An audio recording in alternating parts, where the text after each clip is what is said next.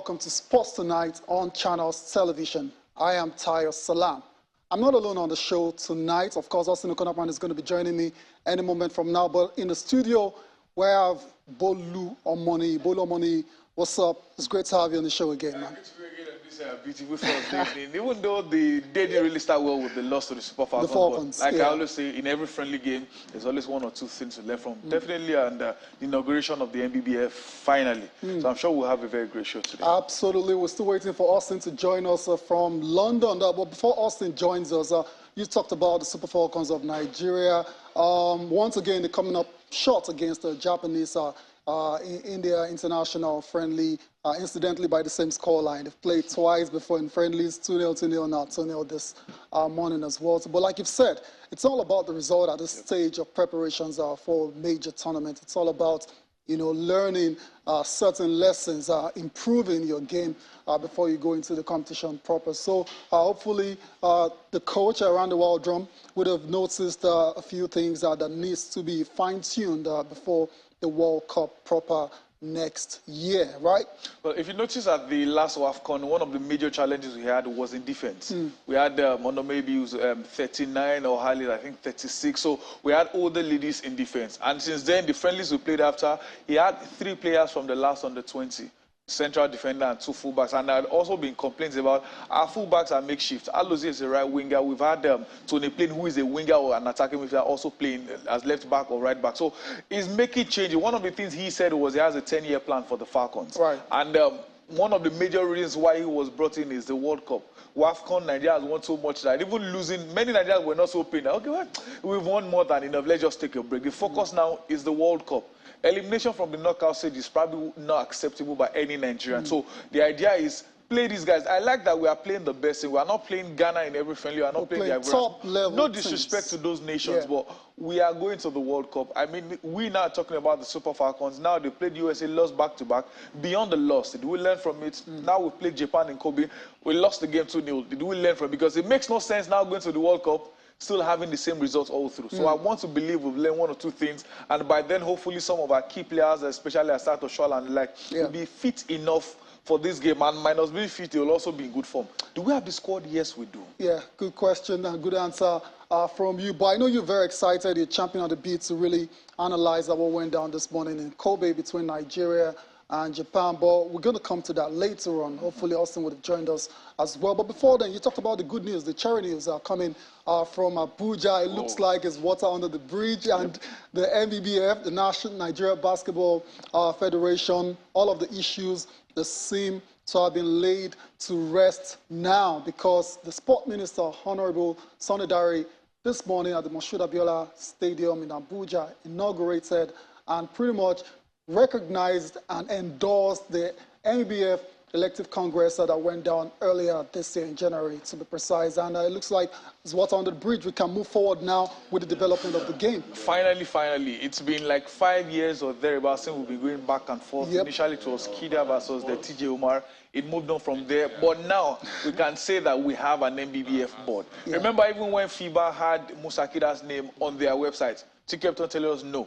Maki Goche won 1 in Abuja, Kida and Ese won 1. Since January, this is October. At least better late than never. Hopefully, after all these things have been said, remember it was last day, January, I think the court allowed the league to go on, and we've still not had our first division league. Now that the ministry has inaugurated the board, hopefully we waited too long. We need our basketball to be back, and not just back anyhow, back to full force, and let these guys get back to doing what they know how to do. Exactly, because we can start to count our losses based on these issues between the factional leadership of the Nigeria Basketball Federation. Rivers Hoopers couldn't go to the Ball Africa. And the biggest one, D-Tigress. That's the single worst decision in Nigeria's sports history. When I saw the Mali drama, I wasn't even blaming Mali. I was blaming Nigeria. Because they had no business Exactly. there. This wouldn't have happened if it was the D-Tigress. So, this should be good news. Many will probably still be pained, but the fact that it's been crushed, hopefully we get to move on from here. Next year is still far, but it starts now. This team are back now. Let's start from our league. When the league resumes, and hopefully everything gets back to place. Hopefully, because this is Nigeria. You never know how things are going to turn out in the next 24 We're still waiting for Austin to join us, but before he comes on, let's take a listen to, and the president of the Nigeria Basketball Federation, he was in Abuja when his board was inaugurated this morning by the sports minister, Sunday Dare. Let's listen to Musa Akida. I firstly would like to profoundly thank the Honorable Minister of Youth and Sports, the Permanent Secretary, and other management of the staff of the Ministry for this monumental occasion of the inauguration of our board for the next 4 years, term 2022 to 2026. We, as a board, are indeed very, very happy, Honorable Minister, and we're grateful to the Ministry that it has acknowledged and approved the outcome of the NBBF elective Congress, which took place in Benin, Edo State.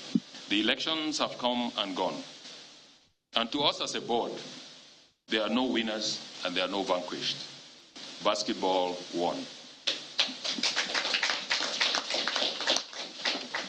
With very great humility, we acknowledge the bitter rivalry that existed leading to the elections. This has created a very unhealthy atmosphere for the development of basketball. This situation is truly not pleasant to us, and we need every critical stakeholder on board for all of us to be able to contribute either his or her own best to the growth and development of the basketball game in Nigeria. Sirs, realizing this fact is the reason why we have quickly constituted a reconciliation committee which will reach out to each and every aggrieved person with the sole aim of bringing such persons back into the family.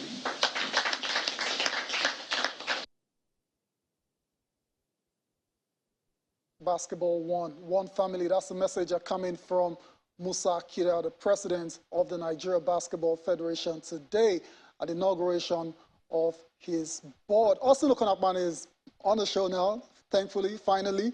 Austin, what's up? Good to be on the show. Sporting Greatest Tayo. And to all our viewers joining us from different parts of the world, Bolu, it's also good to see you. I was champing on the beat. I said, Tayo, let me in, let me in. Basketball administration in Nigeria wants to get us talking again. I listened to Engineer Musa Akida talking about one family, and I'm hoping that they really get one family going, because what my sources are telling me, it's still not looking good. It's like we don't have peace in basketball administration in Nigeria. And I asked him why, what's going on? He said, because they are refusing to let 6 traditional teams take part in a league that was still waiting to resume. Now, those 6 teams, from my investigation, are teams that were in the other faction. So are we letting peace to reign?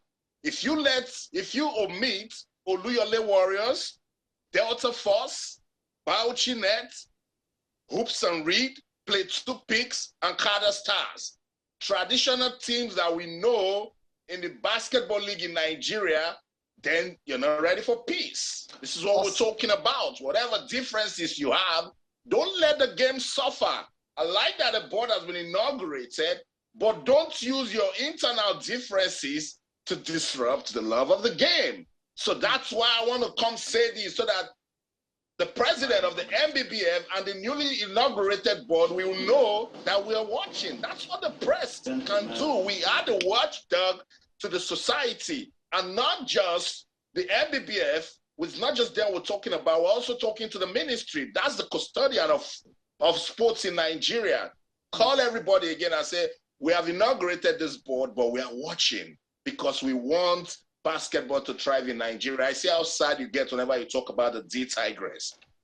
That has happened. The least we can do with this new board now is to develop basketball in Nigeria. And we need to start by bringing everyone who wants to be part of the development of basketball in Nigeria to come on board. So when I start hearing that 6 teams, traditional teams that we know of, I just called out the name and I'll read them again. Oluyole Warriors, Delta Force, Bauchi Nets, Hoops and Reed, Plateau Peaks, Carter Stars. You're saying they're going to be omitted from the league. And if you're saying that, then it means we're going to have some problems. If you omit these teams and continue, we may likely suffer what we saw with Gombe Bulls back in 2018, and it will take us backwards once again.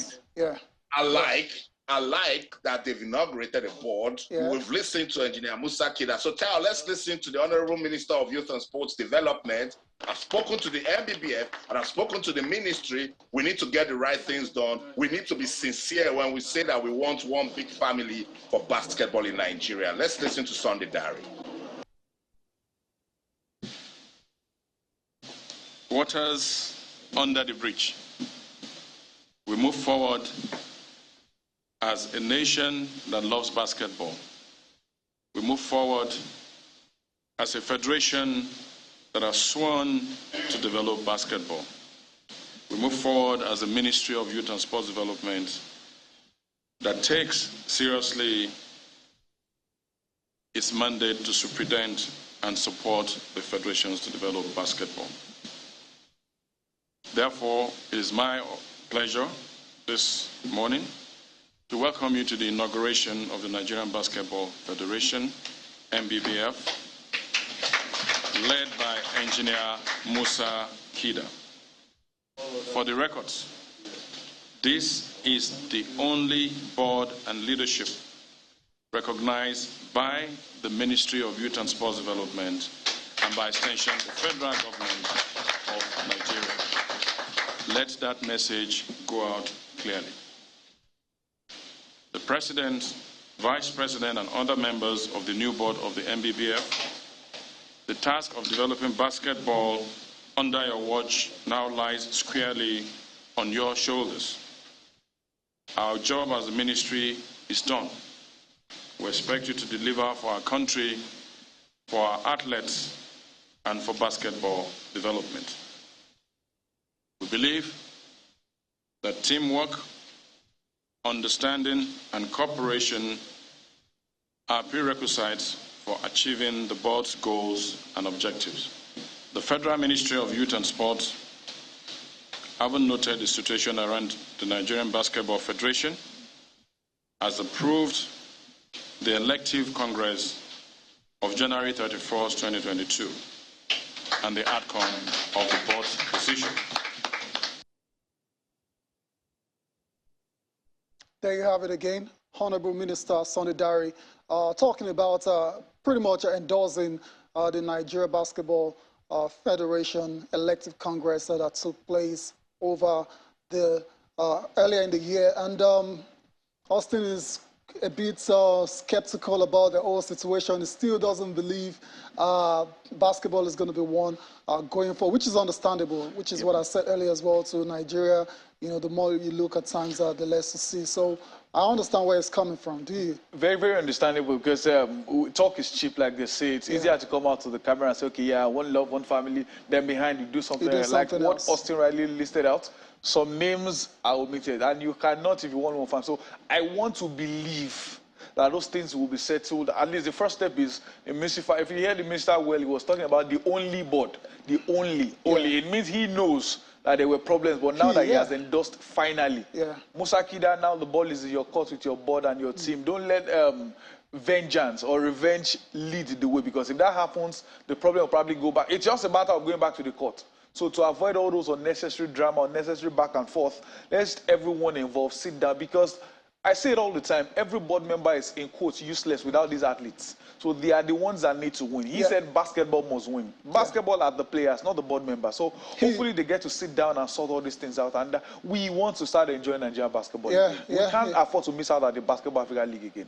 No chance. And to be fair to Musa Kida, he's always said it all this while, basketball must win. And that's always been his slogan. He's got the opportunity now to make the sports win. So at least no battle anymore. Exactly. You are the one. He mustn't drop the ball. And hopefully what Austin talked about is a result as well, so we can have all of these teams fully participate in basketball in the country. So that's it. That's the good news coming from Abuja this morning. The NBBF, it seems all of the leadership issues are over and we're about to, continue to develop the game in Nigeria. Austin Okonokwa is still with us. Austin, let's get on with the show. Where are we going next?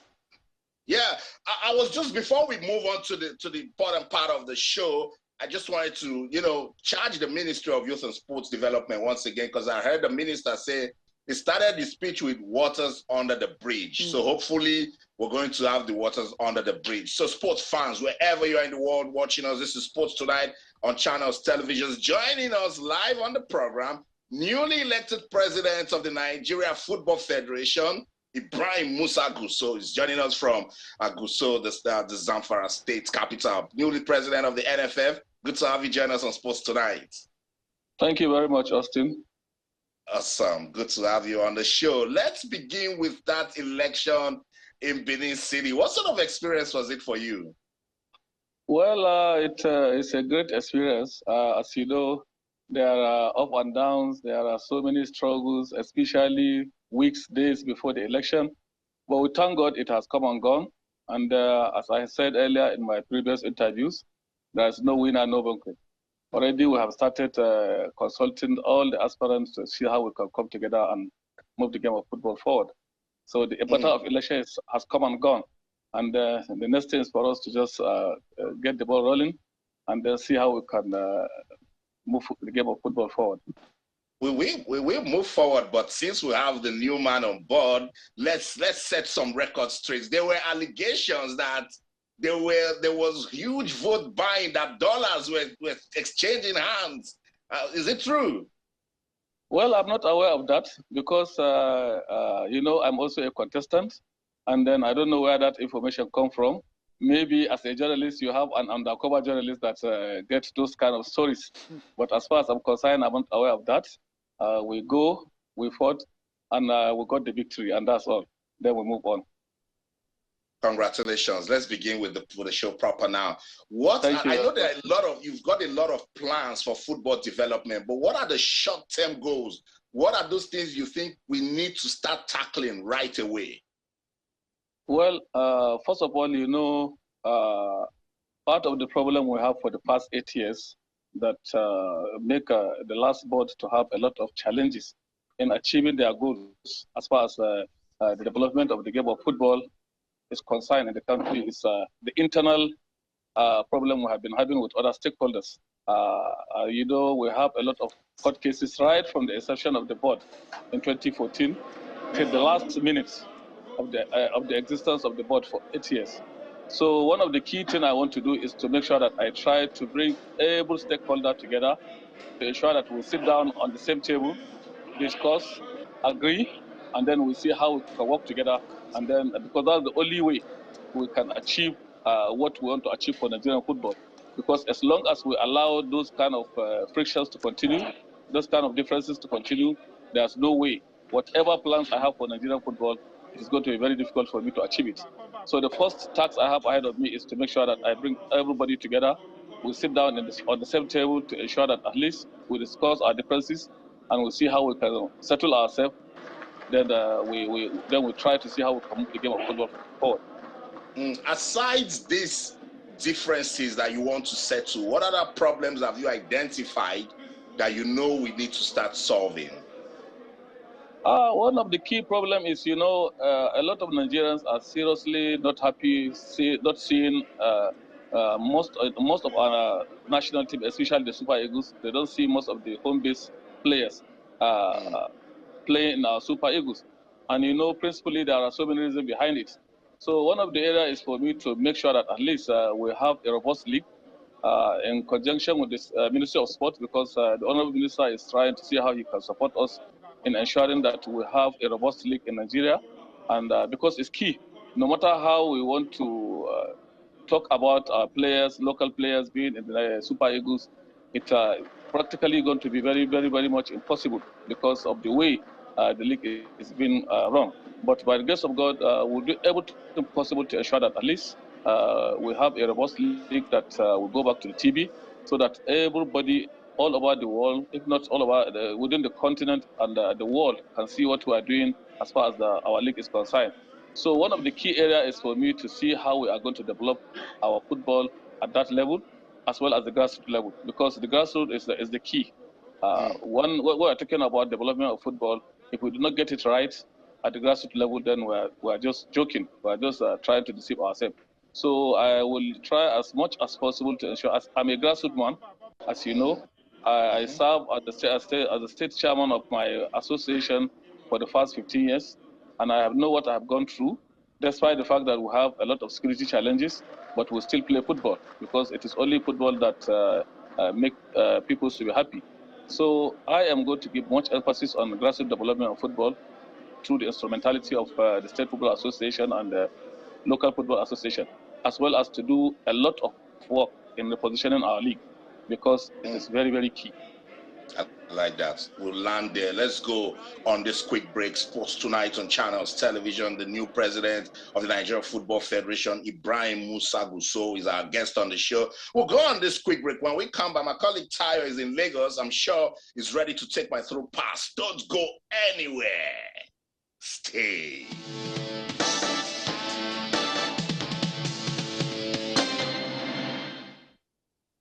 Welcome back, Sports Tonight on Channels Television. We're having a special guest on the show tonight, the new president of the Nigeria Football Federation, Ibrahim Musaku, is speaking to us. We want to understand his plans for football development in Nigeria. We have opened a thread on our social media platform, Twitter to be precise. You can go there if you have questions for the new president. Just send us a message on Twitter or channels_sports, and we'll try to read your messages on the show tonight. Tayo Salam is in Lagos. Tayo, I'm sure are you ready to take it away?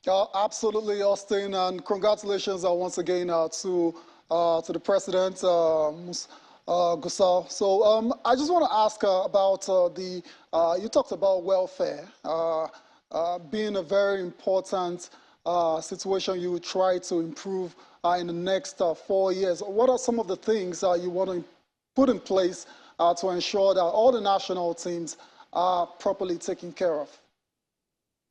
Well, you know, the most important thing is for us to ensure that at least whatever we are going to do for these players, we have a robust discussion with them. We reach an agreement with them before we even go for the tournaments. In most cases, you see these young boys will go for a certain tournament, but without really knowing what exactly is going to come to their side.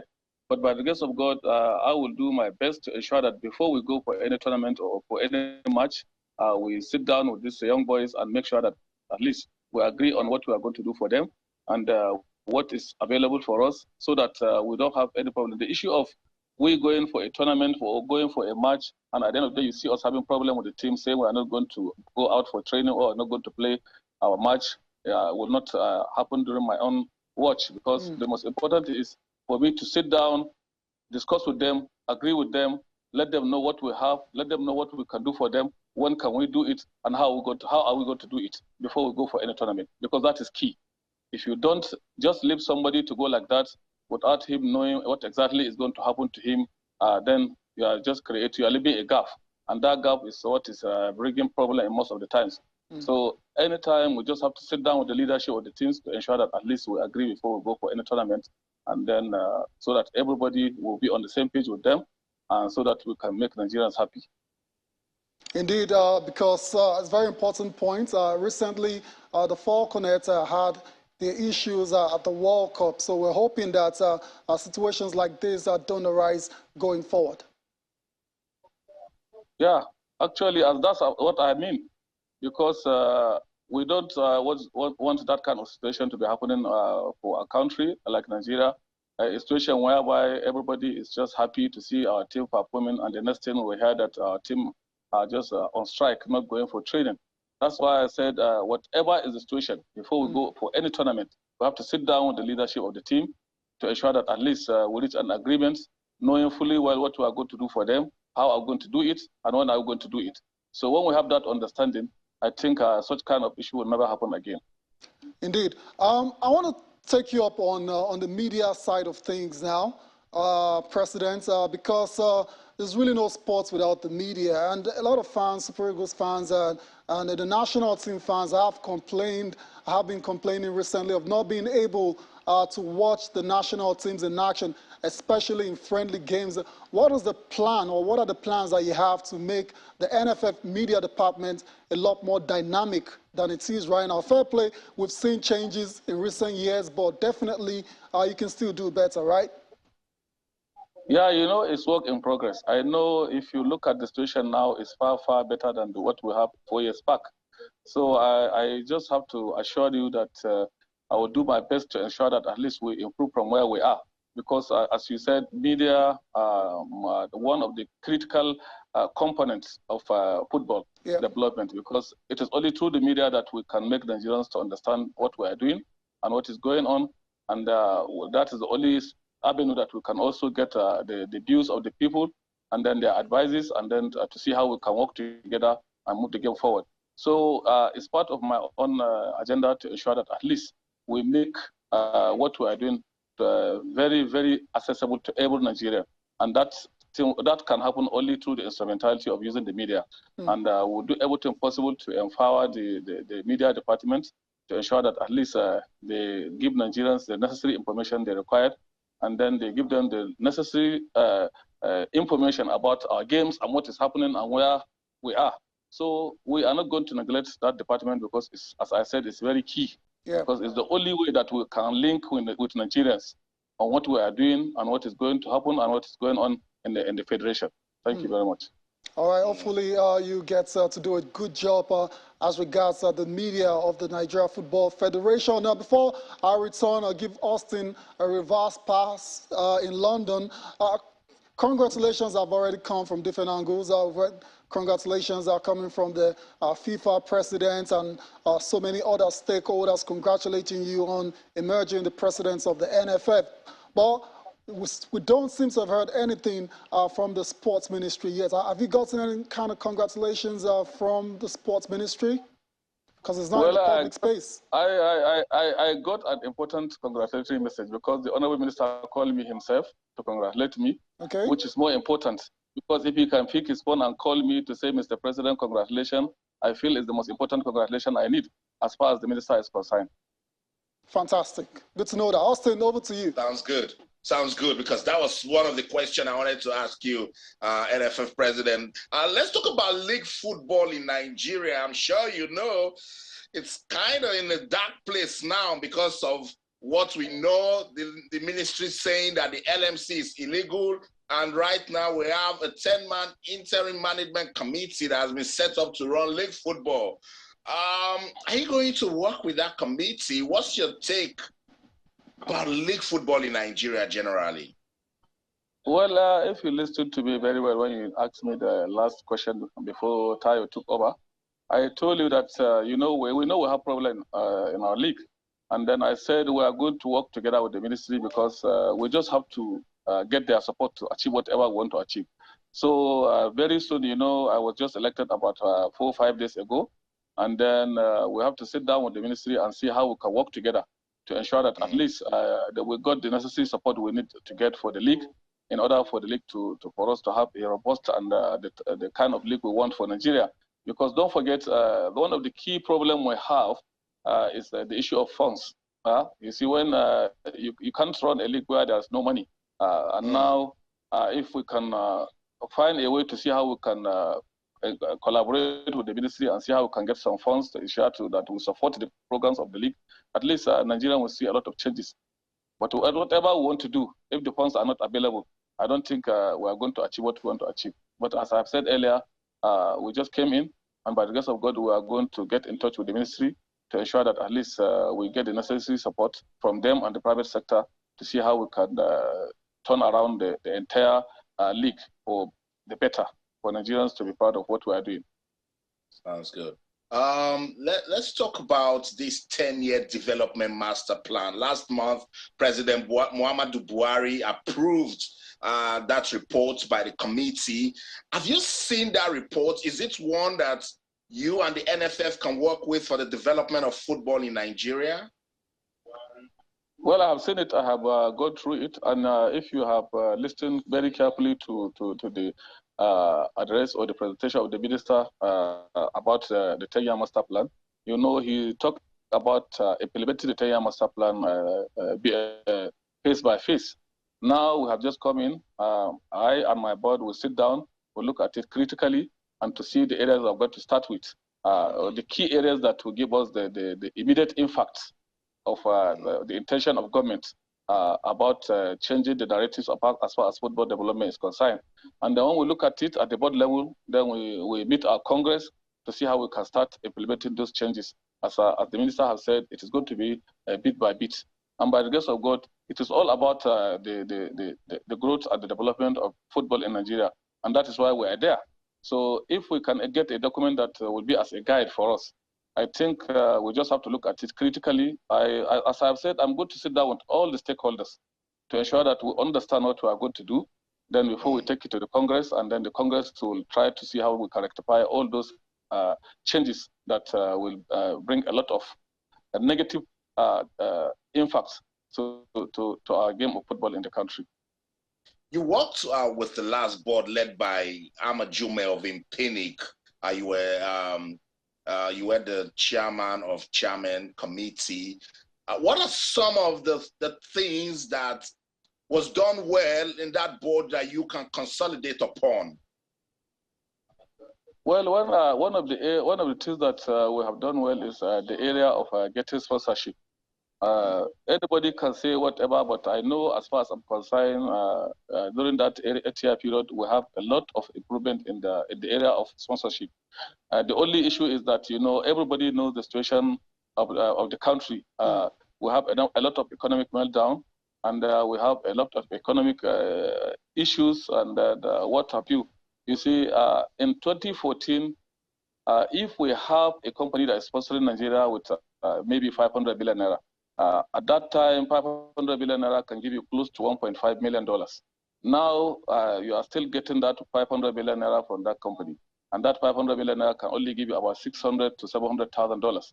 So that's why you see we're having a lot of challenges. So we just need to do more in order to get more funds. So for us to bridge that gap, because we have a lot of gap due to the fact that we are having a serious effects on the area of the exchange rate. And NFF is just about spending a lot of money on foreign currencies. So if we don't do much on the area of marketing to get more funds, I'm sure it's not going to be easy for us. So one of the key areas that I know we have done well at the last board is the area of getting more sponsorship. And that is the area I want to work more on to ensure that we get more money so that we can bridge the gap that we're having now, that you see there are a lot of issues of non-payment of bonuses or some payment of purchase allowances, address of it. It's just because that the money coming in, when you change it to the foreign currencies, it cannot give you the actual results you want back, like the way we get it back 5 years or 6 years back. So it is the critical area that I have to work in to ensure that we have a robust marketing that will give us more funds in NFF so that we can achieve our aims and plans that we have for Nigerian football. Sounds good. Tayo. All right, before we let you go, President, you talked about uniting the football family, and I believe as one of the first things you said you want to do. But so far, have you taken any steps, and what's the response like from the aggrieved parties? Well, the step I have taken so far is to try and have some of the elders we have in the football family to see how they can talk to themselves and talk to some of our people before we come and sit down on the same table to see how we can discuss all those differences. But what I have said earlier, we have started, and I've started consulting some of the elders in football cycle to see how we can come together and discuss all those gray areas to see how we can agree within ourselves.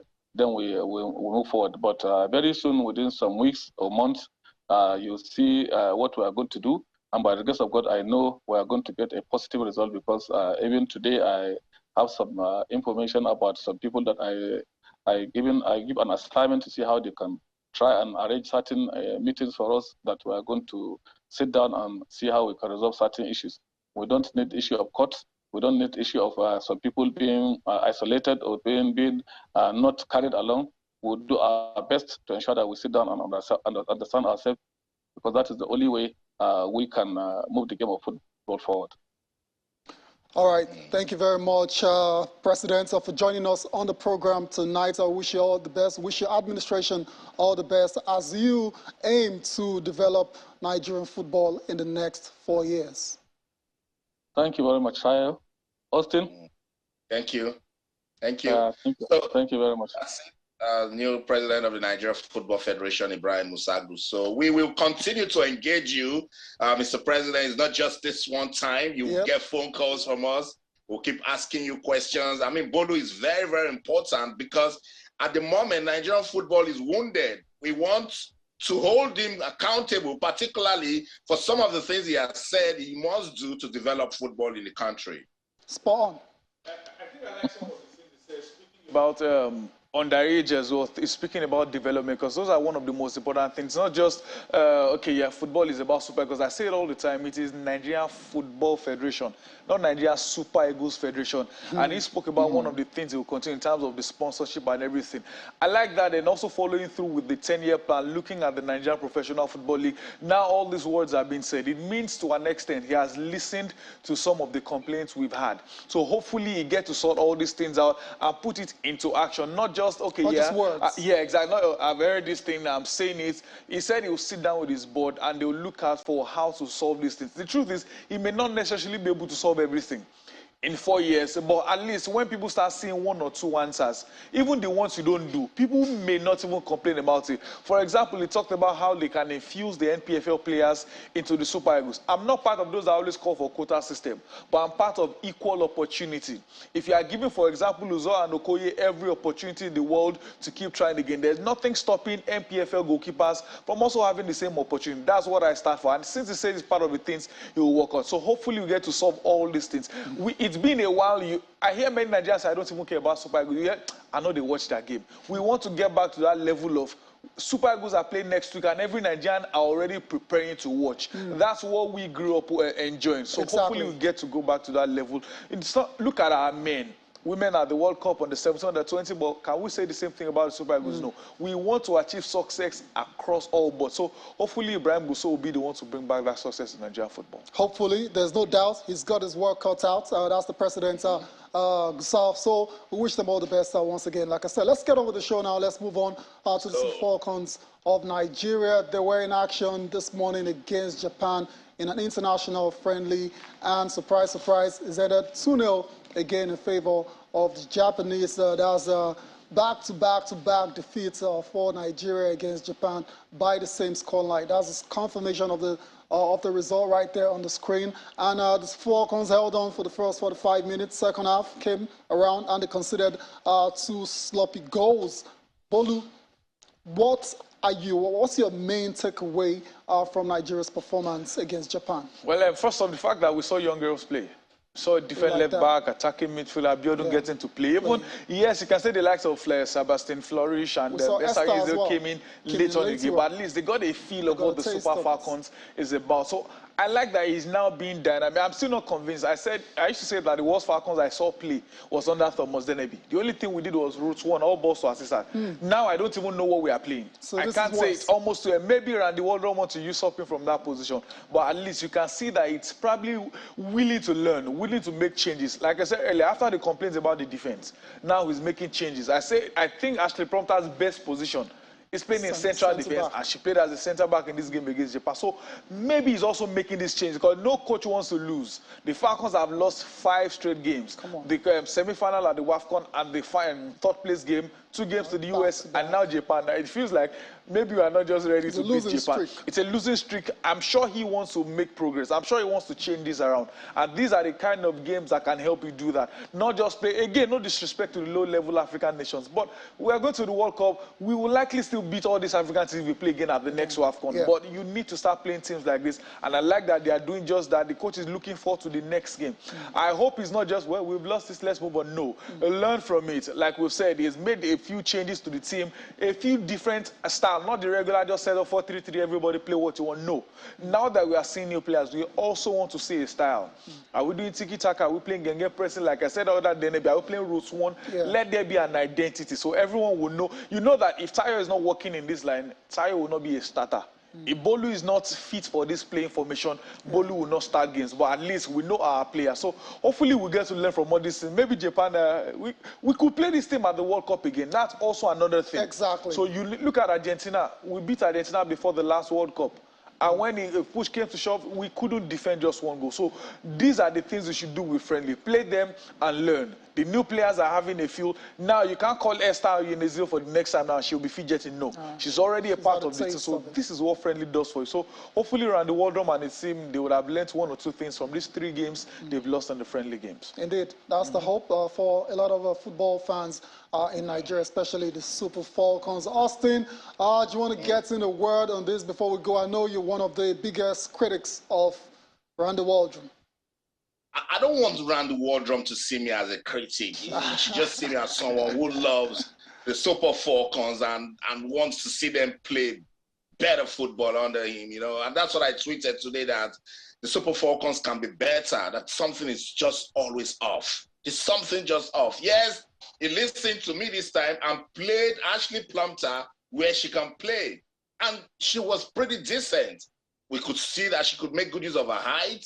Our runs were timely. It's rather unfortunate that they lost the way they did, but it was due to the tactical brilliance of the Japanese team. So Tayo and Bolu, what they did was they tested the running abilities of the Super Falcons in the first half. The game is just starting. Let's run. Let's see what we can do. Second half, they calmed it down.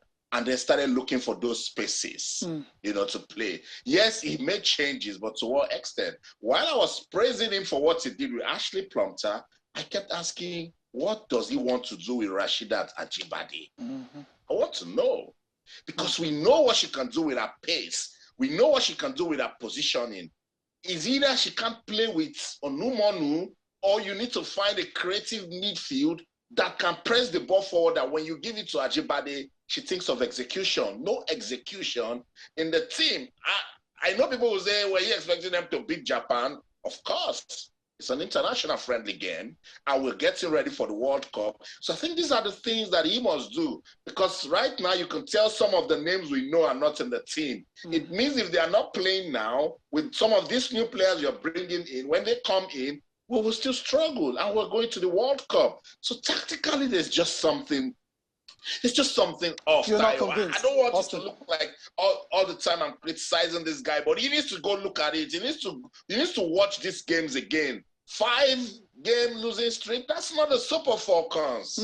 Austin, you've made a very good point. The American coaches across all sports, they don't play with their video sessions, the film sessions. So I want to believe around the World Drum is just like that as well too. They make all these corrections before the World Cup comes around. The draw is going to be at the end of the month, and some people are already saying, let's keep Japan away from the Falcons of Nigeria, because they can't seem to get the best of their side. I know. All right. I know, but you guys. see, yeah. Let's move on, Austin. Let's move on. We're going to have many more opportunities to talk about the Falcons ahead of the World Cup, which is still going to go down next year in Australia and New Zealand. Let's talk about the Super Eagles of Nigeria. Yet another friendly match for them as they get ready, not for the World Cup, for the AFCON in 2024. It's quite painful that they won't be in Qatar, but then it's good to see the NFF being proactive and giving them all these games to continue to play under a new manager, which is very, very important. They will be taking on Costa Rica in the next friendly game. There's also going to be Portugal later on. But before Portugal, there's going to be Costa Rica. Like I said, that's going to be 10 a.m. Nigerian time. November 10 Nigerian time and Nigerian date, and it's going to be at National Stadium in San Jose in Costa Rica. Costa Rica, of course, they're very decent side from Central America, but should be a good test for Nigeria. Well, Nigeria now the training material for everyone ahead of the World Cup. You need, especially if you have an African team in your group stage, Nigeria come, we will always be there ready to play. And if you notice, all these friendlies are not even played where it's convenient and cool for Nigeria, maybe in Africa or even in UK. You have to go to meet them because they need us. So come, let's play. But again, like you rightly said, a new manager test your waters, Needs test all the one or games. two things. We've had issues with injuries in the team, and luckily we have players in those positions to also play. Maybe the likes of Benidi could be fit for that game, and maybe the likes of Osimhen could be fit for that game. And like you said, there's Portugal. For those that have never faced the likes of Ronaldo, the Bruno Fernandes, the Bernardo Silva, this is another chance to test yourself against some of the best teams, best players in the world. Same for Costa Rica may not have all these best players, but the truth is, some of those nations you don't even know much about could be the ones that could be your banana skin. So it's a good testing ground for the Super Eagles against these teams who are going to the World Cup. We may not be there. They are testing us ahead of the World Cup. We can use them to prepare for the Africa Cup of Nations qualifiers. Not the same style, not the same brand of football, but you can use it to build your own style of play. You can achieve other things. Achieve your own formation, how you want to play. In those games, like I tell you, friendly games, if you play very well, if you play your style, even if everybody wants to win every game, but even if you don't win, people can easily point out, okay, yeah, I like what the coach did here, I like what ABC did on the field. Not that you play poorly, and you still end up losing. I think people will come for you. So, good game it should be against Portugal and Costa Rica. So, good one again. You have to still give kudos to the NFF for pulling this one out, because if we were playing San Marino and Andorra, we'll criticize them. So, we are playing Portugal and Costa Rica. I think they deserve some praises. All right, Austin. I think it should go beyond just playing friendly games, you know, because we know why these countries are coming for the Super Eagles. They're a decent side. I've always said that. What is the objective? You know, what do you want to achieve with these friendly games? You know, for the Nigeria Football Federation, are there monetary rewards when you play these sort of friendlies? Because we just listened to the president talked about funding and the rest. I know back in the day when you play friendly games, the hosts, you know, they have something in it for you. These are the things we want to be hearing, so that when they lose, we'll say, by the way, we made so and so $1,000. Right. That is in the bag. That's you see, that's an objective achieved. For the Super Eagles, we've been playing all of these friendlies. Pizarro, tell us what you learned when you played country A and when you played country B. What did you learn from that last game that you will use now in this game against Costa Rica? And after that experience, that you take into Portugal, time you see transition with purpose. We're having problems with goalkeeping. Say this Costa Rica game, I want to call new set of goalkeepers and let the guys I've been using know that we're not cool with their performance. So we want to see new people. It's a friendly. We're not going to the World Cup. Scatter everything and start again. Yep. That's what I'm talking about. I don't just want to come here all the time and we say we're playing friendlies. To what extent? What's the objective? What's the plan? I said the other day that I'm not seeing a recovery plan because the Super Eagles are wounded. They're not respected anymore.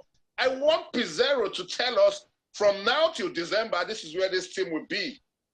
After the World Cup, this is the plan we have. You have said we're going to win the AFCON. I want to start seeing a team that's got that hunger, that desire to go out there and prove that they can win the AFCON. I'm not saying it, Tayo and Bolu.